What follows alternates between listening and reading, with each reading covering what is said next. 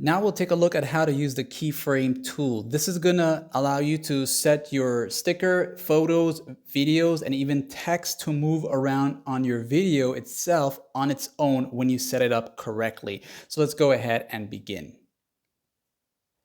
The keyframe tool is one of the most powerful tools that you can use on the inShot editor app. And for this tutorial here now, I'll use a sticker just to give you an idea of how it works. Again, this can work for added stickers, added photos, added text, and even added videos.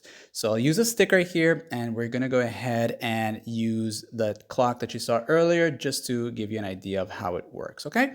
So once you add your sticker, item, whatever it is that you want, you first need to, of course, adjust the size of it and place it to the starting point on your video as to where you want this to start moving.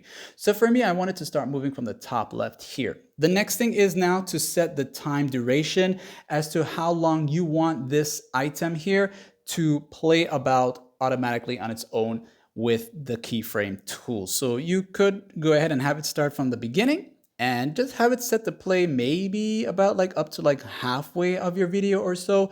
And once you have all that set now, while the item is selected, you'll notice this upside down triangle, which is your keyframe tool. So I'm gonna go down a little bit now so you can get a view as to what's really going on here when you use that tool. So having the start point as to where your item is, as you start, when you tap on this icon here, you are setting the very first keyframe point. And you'll notice this upside down green diamond right here where the pen is shown. When you have that set here, that's your start point. And now to set your next moving point of keyframe, you'll first need to move the timeline. So it's move the timeline first. So you'll move it to how long into the video you want it to move. So up to here. And then you'll move the item where it's going to go on the video. So I want it to go down here. And you'll notice when you move your item, you created a upside down triangle, which is your second keyframe point. So the key is move the timeline first, then move the item where. Move the timeline, then move it where.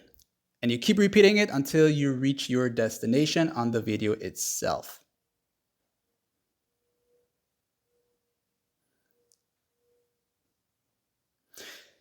So once you've done all that here now, you will notice that all the points are made. You can go back like this, it won't affect it.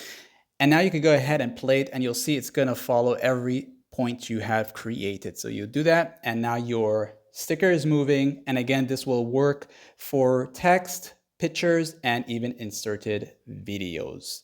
Like and stuff, if you made it to this part of the video,